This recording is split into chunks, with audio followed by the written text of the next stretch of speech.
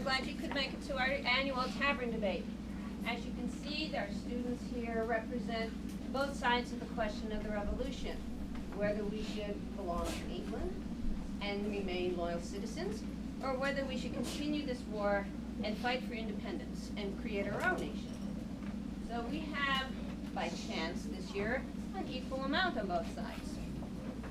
We have newspapers from the Times at their tables, and of course newspapers are extremely partisan, so there are Loyalist newspapers as well as Patriots newspapers.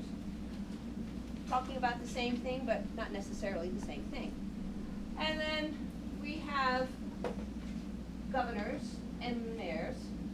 We have soldiers here. We have a loyal gentleman from Virginia. We have merchants. And Mrs. Abigail Adams has joined us today. So, as with everything, I would like to have people come up and they're going to introduce themselves, and then with the luck of the dice, they get to figure out who has to start this. So, this table, would you please stand up and introduce yourself to your audience? My name is Abigail Adams. I am a young lady from Massachusetts.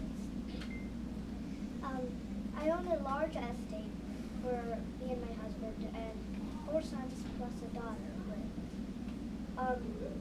My husband is away at war, so I have to do pretty much all the work on the farm. I have to take care of the livestock. I have to feed my children. I have to make enough money to pay our taxes. And my sons pretty much do all the hunting for me. But I get really worried when they go off by themselves because someone could possibly come along and kidnap them. If that happens, we might have no heir to the land. I'm worried about how the Boston Harbor is closed, because that way I can't sell any of my goods to the British for money, and without that I can't pay the taxes, because taxes have to be paid in money and coin money only.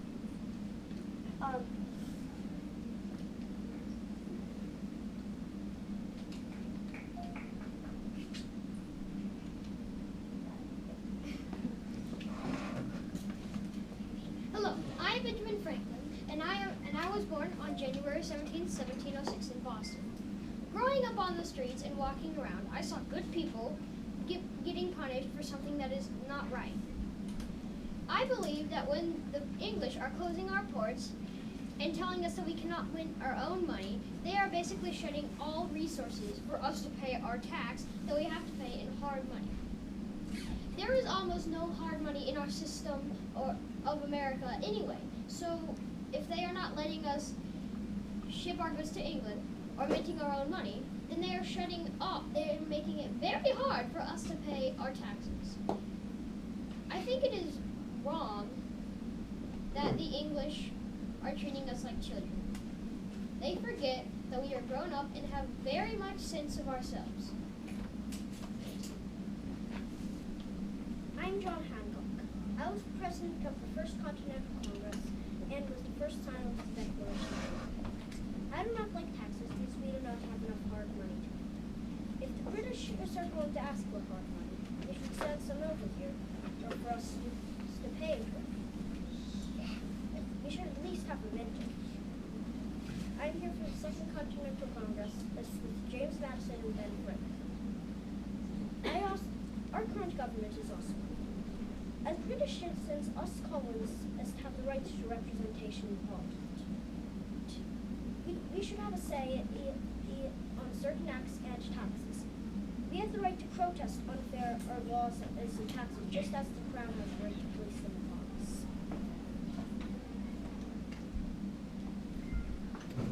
Okay, go to my right.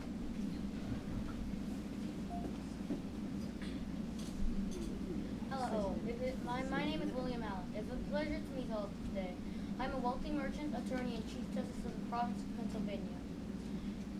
I am a loyalist, a columnist who supports the king.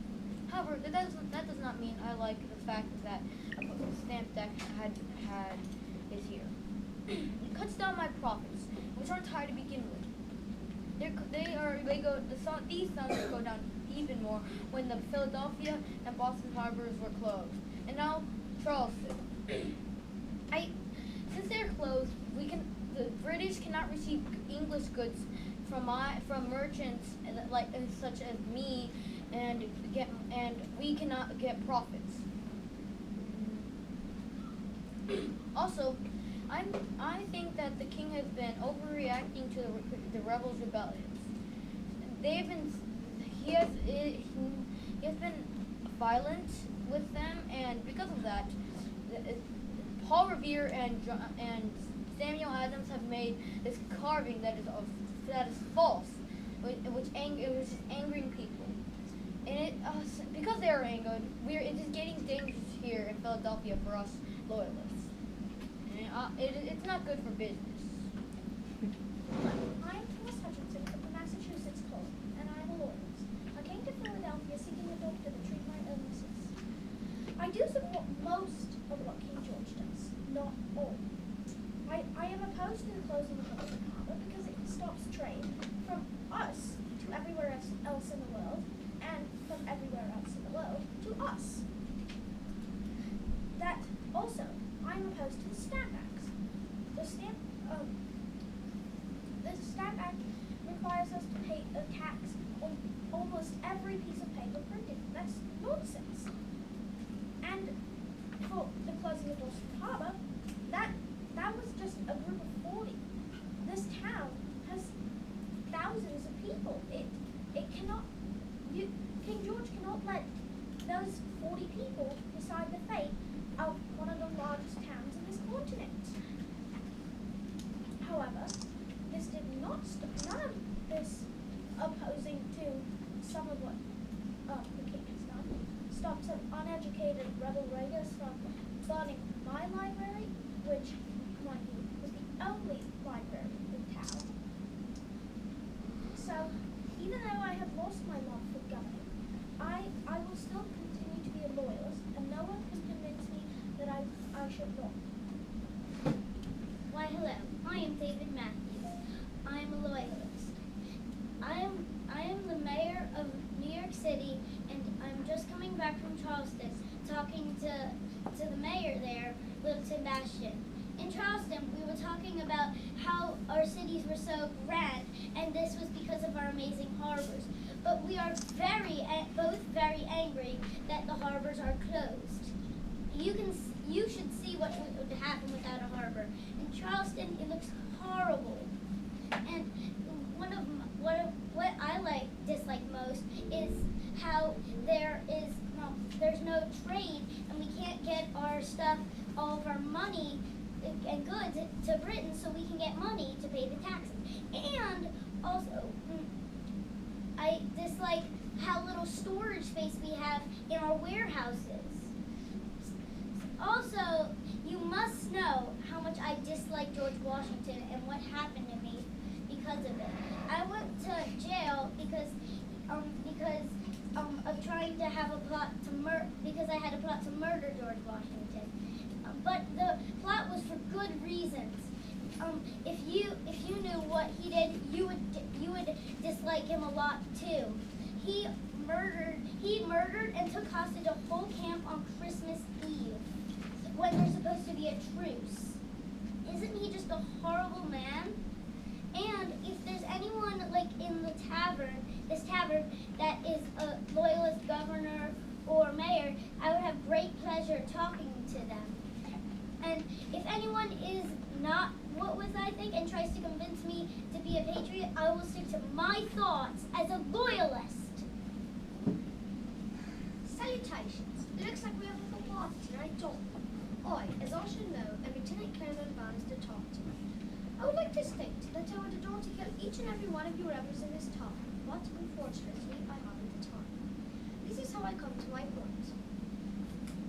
The king has the right to govern one colony, America, or even the whole world if he wants to, and you ungrateful rebels know it. British troops under British command blazed the trail to America, your home. And how do you thank us? By rioting and complaining. Outrageous, wretches. This being said, by all means, please continue with your petty argument. Hello, my name is Benedict Arnold, and I'm a British general going to the British fort in New York City. I supported the rebel army, but now I have realized that the British have the right views, and they are going to win this war. I want to say that the rebels are not going to get anywhere in a war with the mother country. I have been downsized and have not gotten the respect I deserve from the rebels. No matter what you may say, I will stick to my beliefs as a loyalist. Hello, and my name is Francis Mary. I'm in this tavern because I'm a continental colonel running from the British. I was tired and wandered into this tavern for a rest when I discovered this tavern was full of loyalists. Even my archenemy, Lieutenant Colonel Bannister Tarleton, is here. My goal is to outwit the British so the colonists gain their cause. I used to be a British officer who had the colonists' determination got me to switch sides. The British do things that suit them, but not necessarily the colonists. The colonists are determined to be free, and I admire that. I'm also called the Swamp Fox because of my habit of fighting in low ground swamps and evading the British. My worst regret is that I missed the Battle of Hampton Town because I was sent north to cut the British off. We would have won that battle if I had stayed.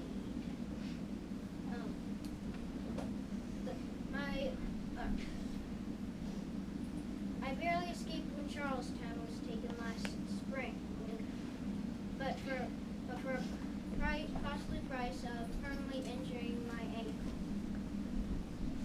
I jumped out of a second-story window to dodge a trap, and that's how I hurt it.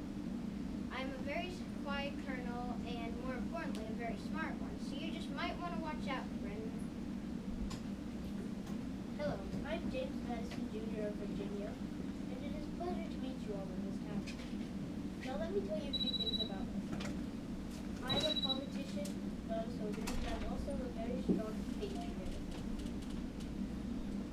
I used to be the colonel from the Orange County Militia in Virginia, but I was not able to fight because of my very slight stature. I'm just here at this time for a drink, and then I'll be off to the Continental Congress meeting with Ben Franklin and John Hancock. I am planning to form the Constitution, an article that states the laws of the new country us patriots will form after we secede from Britain. I believe that it is fair for the patriots to secede from Britain because Britain is not giving us representation in Parliament to have a say in the taxes that they're enforcing. We only have one representative for all 13 of our colonies out of 400. Does that seem fair? No. That is why I want the colonies to secede from Britain. Right, there you have it, our cast of characters. As you can see, we have Patriots at blue tables and Loyalists at red tables. I now roll the dice to see who starts off. Number 6.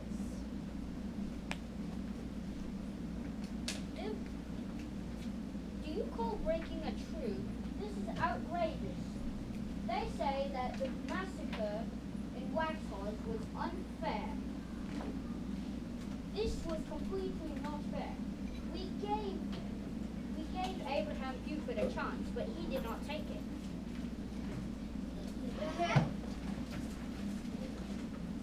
He was given a chance, but he should have also been given a chance later in that. That is how God talked to him. Oh yes? I remember recalling that one of My quota does not matter. However, victory is important for the British. Yes, and you nasty rebels must not try to get away from Britain and all the goods that it provides you. Oh yes, well how about this good? Having no representation of Parliament. You never asked Parliament. You for do, a war. You do. And anyway, you can't expect to have like 100 representatives because you are are just starting in America. Have you ever Yes, asked for representation? Yes, we can. Yes, we did. And yes, we can have 100. And we do want to have 100. Then why did you vote this person? Or did you vote this person? No, you chose him. So, we chose him, but was he good? And he's not even showing up at the meetings. Why would you expect us to give you new things and be able to talk to you about it if you're a person that said he would show up at the meetings and talk to it and tell everybody in the colonies about it is not even there? I agree with Mr. Matthews. You have to, even though you do not have the choice to pick that person, he is your representative and therefore your responsibility. It is not our fault that he doesn't show up. We should try to convince him to at least give us some representation. Do you know We are where all he goes? equal Americans. Do you know where he goes? Do you know where he goes, Mr. Hancock? We do not know, but we think that you must. Why would we know where he goes? We don't track the people down that we chose. We don't want to kill them. We don't kill them. We're not the bad guys here. We are You all guys equal are. people, Mr. Hancock. As I have said, your responsibility. Well, It is not fair for one representative out of 400 to have 1 point and the other 399 to have another point. Yes, exactly. America is 20 times the size of England. And why do we get 1 out of 400 people? Oh, Just Mr. because we're on a different continent doesn't mean we're not as important as you. Mr. Franklin, but America was gifted by us, and we have the choice to give you representatives. Yes, and you it's might- our and- place to own. yes. And we're And also, how many people do you guys have compared to us? We have way more people, so we must have way more representatives. and We are 20 times bigger, but you might be 20 times important. Well, So the we government- should have equal. Well, The our government government- has been running. Well, the British government. The British government has been running for 200 times what your government has been running for. You think your government is better? We do agree with that, but our government system is more fair. And it always suggests that you make your government system more fair, or we will make our own. Here, And yes, explain your yes. government to me, Mr. Hancock.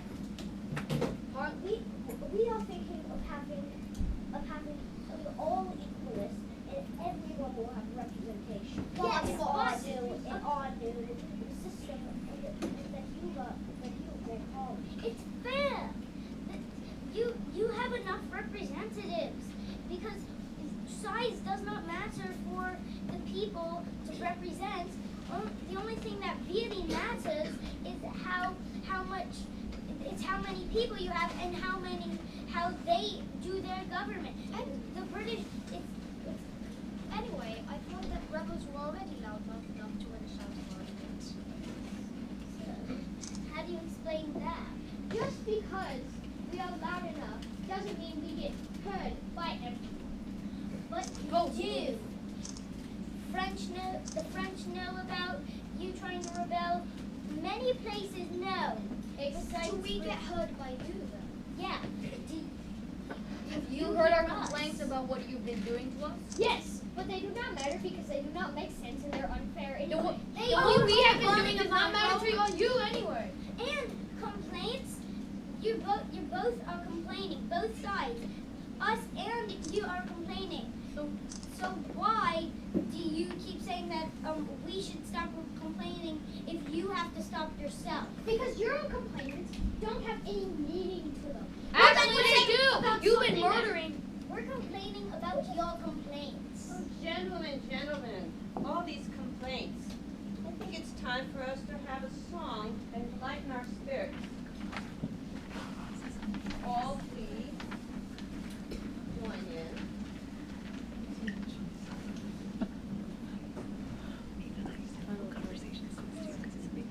Mr. Franklin, I believe you know the tune well. There once was a lady who lived over the sea, She was an island queen.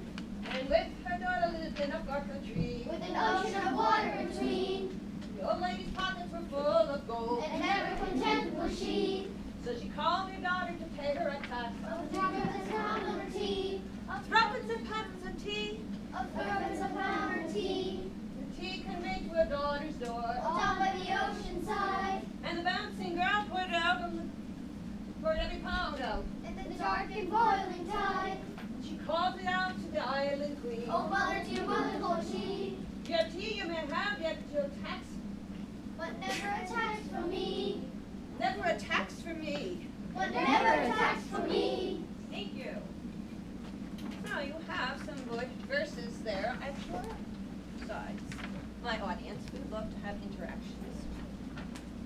And you have the Wheels on the Bus tune, if you're familiar. There was a battle in Trenton town, in Trenton town, in Trenton town. The British fell down to the ground. Colonel Rowell's in trouble. Americans were all around, all around, all around. The British had the middle ground. They fought for 2 days. Crossing the Delaware, Delaware, the Delaware. Washington was everywhere, marching on the double. He attacked the British in their sleep, in their sleep. They didn't hear a single peep, there was no time to pray. Washington was a cheat, was a cheat, was a cheat. The rebels had quit deceit while dead British lay. There you have it. Continuing on, please. I believe, Mr. Arnold, you had started us off. Do you have something to say? Washington broke a truce, a sacred truce, on Christmas Eve. What do you have to say about this, Mr. Marion? I think that it is completely fair because we must take advantage of whatever we can to win this war. So are you saying that the raid of Savannah was fair? And anyway, Christmas is a blessed occasion. An automatic truce should be there. And you say it's fair. Do you know what happened to me? For fairness? Fairness is not killing. Fairness is not taking hostage and torturing. Fairness is a truce, peace. Then why did you do it in Savannah? You killed every citizen. There was Because no truth you- in Savannah. There was no truce on Savannah. There was no truce on that day. It doesn't matter. Why not? If you've done it before, There's not a on difference Savannah. between having a truce and killing somebody that has to do something with the war. There is a difference in killing innocent people that live on an innocent town and that have nothing to do with the war, and you come in and kill every one of them. Oh, They yes, are there neutral. is. They have no side to them. Oh, it's a war base. But the people who George Washington attacked were innocent too. And anyway, as I have said many, many times, Christmas is a blessed occasion. And you can play war any way you want to play war, as long as you fight. There's And one you- day that is sacred, but of course you regulars All cannot right. wait. No. Wait, you know. yes, sir. So Sir, I agree with Bannister. Also, for Savannah, we took it because it's a war base. It's a great place to have. And there was no truce, and there's no special day then. Yes, and if you attack on Christmas Eve, then Washington must not follow his religion, correct? there is a difference between killing innocent people, killing people that have actually fought and killed other people. Let's see. So as it says right here, down here, Tarleton didn't care when he attacked Abraham before. You say that you must do what you must do to win war. Then that's what Tarleton must say. Anything you must do to win war. And we take opportunities. If one of your soldiers had seen a group of patriots sleeping and helpless in a forest, wouldn't they have taken the opportunity and attacked? That is the question. They would have taken prisoner. And that is better than death. They would have been taken prisoner, mind you, and then killed or hanged. And that's basically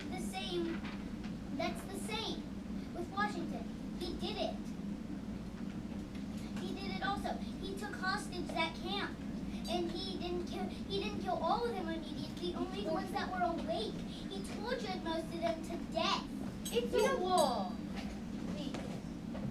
So if Why are you arguing against our agents?